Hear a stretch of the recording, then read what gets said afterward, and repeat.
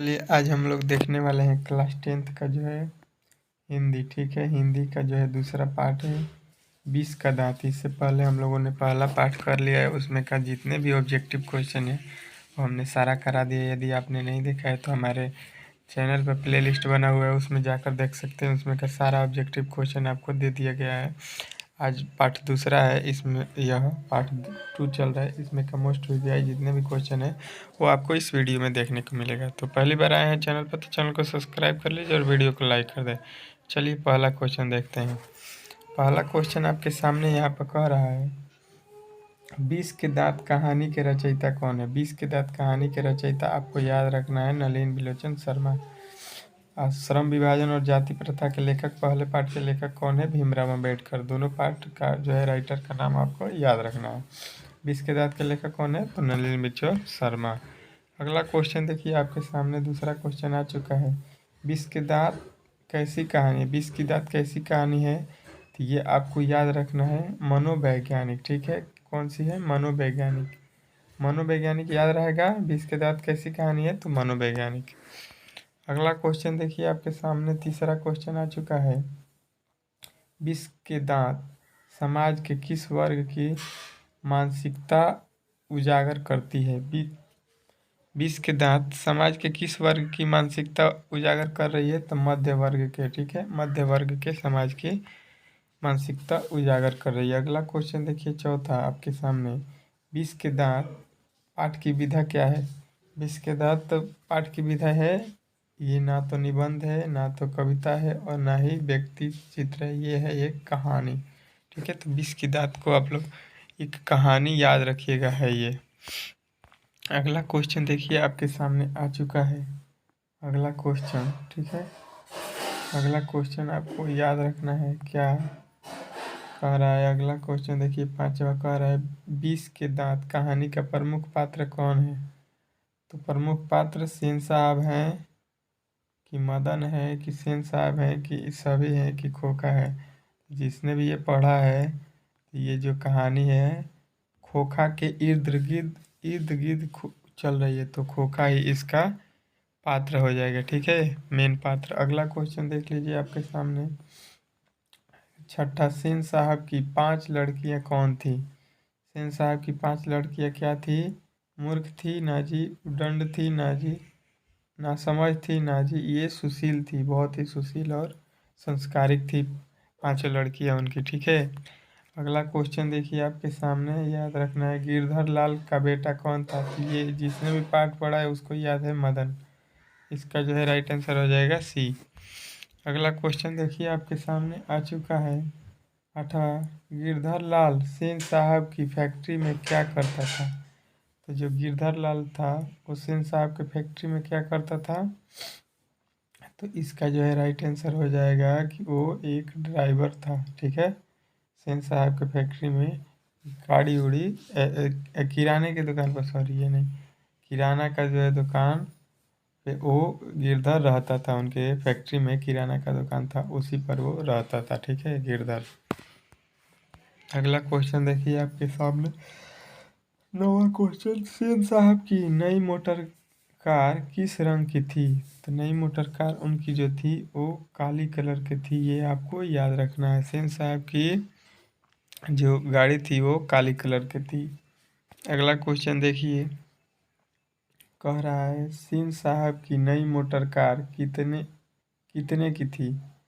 तो सेन साहब की नई मोटर कार कितनी की थी, ये आपको बताना है। ठीक है, ये आप लोग याद रखिएगा। तो इसका जो है राइट आंसर हो जाएगा 7,500 की थी। अगला क्वेश्चन देखिए आपके सामने आ चुका है 11 नंबर। सेन साहब अपने बेटे खोखा को क्या बनाना चाहते थे। डॉक्टर बनाना चाहते हैं या बिजनेसमैन बनाना, इंजीनियर बनाना चाहते हैं या खिलाड़ी या पत्रकार। तो ये जो हो जाएगा आपका राइट आंसर हो जाएगा ऑप्शन नंबर सी, उसे वो इंजीनियर बनाना चाहते थे। ठीक है, ऑप्शन नंबर जो है सी इसका राइट आंसर हो जाएगा। अगला क्वेश्चन देखिए इसका 12। सेन साहब की नई मोटर कार की पिछली पिछली वत्ती का लाल शीशा किसके किसने चकनाचूर किया था, ठीक है, किसने चकनाचूर कर दिया था सेन साहब की जो है गाड़ी का पिछला जो है हेडलाइट, ये कासू कासू जो है इसी ने तोड़ दिया था, ठीक है।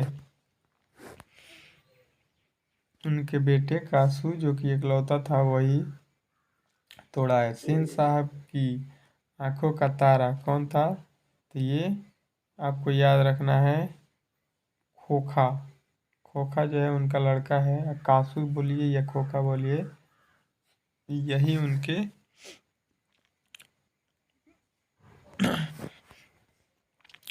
तारा था। अगला क्वेश्चन देखिए 44, सेन साहब किस तरह के आदमी थे। सेन साहब किस तरह के आदमी थे ये आपको बताना है, ठीक है। तो सेन साहब जो थे वो तानाशाह थे, ठीक है, तानाशाह, ठीक है। अगला क्वेश्चन देख लीजिए आपके सामने आ चुका है। अरे मदन किसका बेटा है, मदन जो है किसका बेटा है, तो गिरधर का बेटा है। गिरधर का बेटा पूछेगा तो मदन है, ठीक है, मदन के पिता गिरधर हैं, ये आपको याद रखना है। अगला क्वेश्चन देख लीजिए आपके सामने आ चुका है, आपके सामने आ चुका है।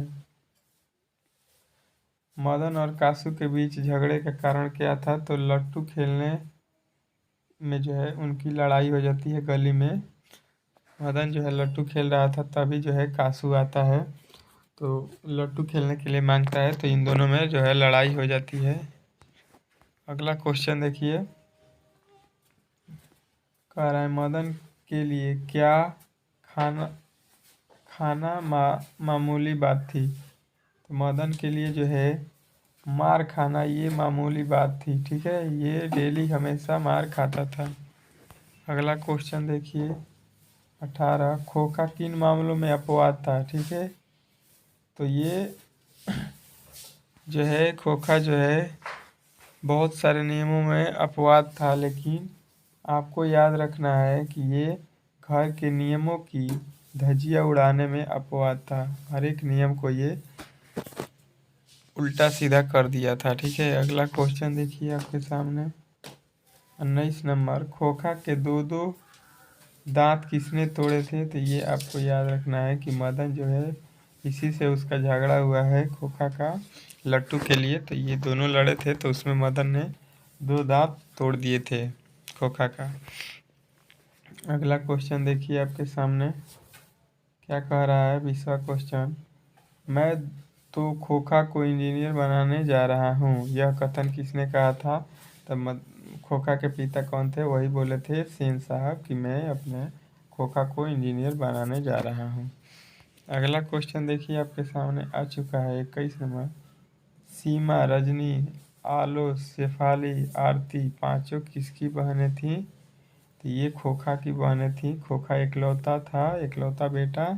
इन पांचों बहनों की एक भाई था जिसके चलते उसको डांट नहीं पड़ती थी घर के किसी भी कार्य के लिए, किसी भी कोई बड़ा से भी बड़ा गलती कर दे लेकिन खोखा को कोई नहीं बोलता था, जबकि ये पांचों बहनें एक भी छोटी सी गलती कर दे तो इनको बहुत सारे डांट पड़ती थी, ठीक है। अगला क्वेश्चन देखिए आपको याद रखना है, कह रहा है नलिन बिलोचन शर्मा का जन्म कब हुआ था, तो नलिन बिलोचन शर्मा का जन्म आपको याद रखना है कब हुआ है।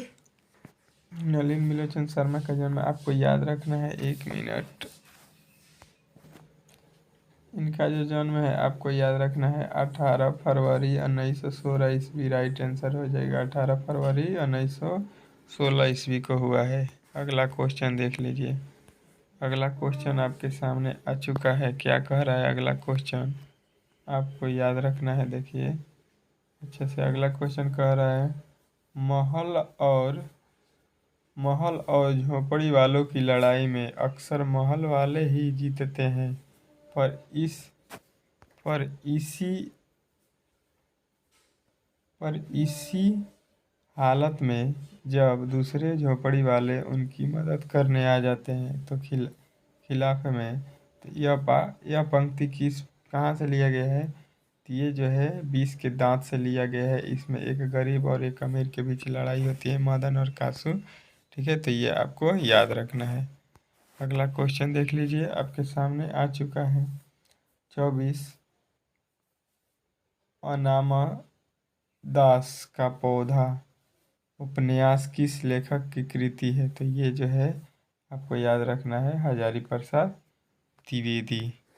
अगला क्वेश्चन देख लीजिए आपके सामने 25वां, मोटर को कोई खतरा हो सकता है तो खोखा से। खोखा जो है वही मोटर जो है, नई काली वाली मोटर आई थी सेन साहब की, तो उसको खतरा थी, मतलब उसका जो है कुछ भी बिगाड़ सकता है, फोड़ सकता है, तो खोखा थी क्योंकि उसको कोई बोल नहीं सकता था।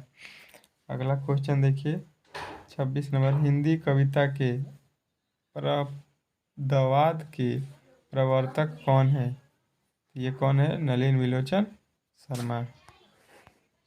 अगला क्वेश्चन देखिए आपके सामने 27, आलोचकों के अनुसार प्रयोगवाद का वास्तविक प्रारंभ किनकी कविताओं से हुआ? किनकी कविताओं से हुआ? तो नलिन विलोचन शर्मा आपको याद रखना है।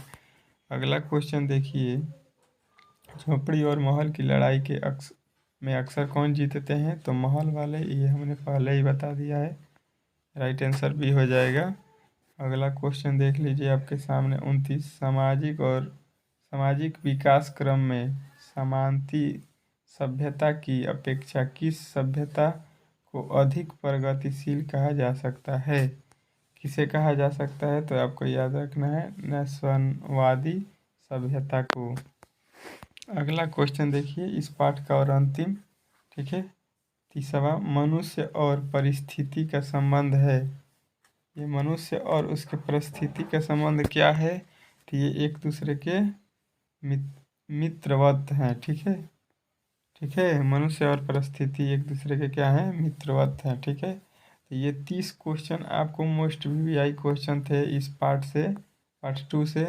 आशा करता हूँ कि वीडियो आपको अच्छा लगा हो तो प्लीज़ चैनल को सब्सक्राइब कर ले और वीडियो को लाइक कर दे। मिलते हैं अगले वीडियो में, तब तक के लिए जय हिंद।